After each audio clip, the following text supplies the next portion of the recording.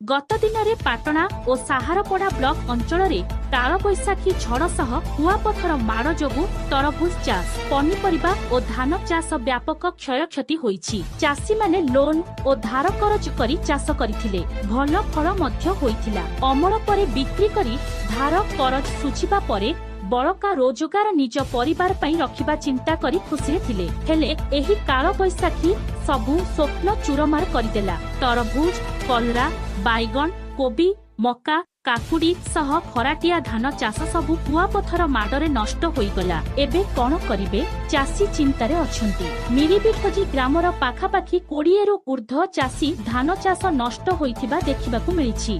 केन्दुझररु Dasharath पारिखंक report, श्रीक्षेत्र news. Mona शंखपति Mahato block मोर block हो पाटना पंचायत मिरिखोजी कौन जिला केन्दुझर कौन है तुम आमर ये कुआपथर माड़ जो धान सब नष्ट हो जाइए।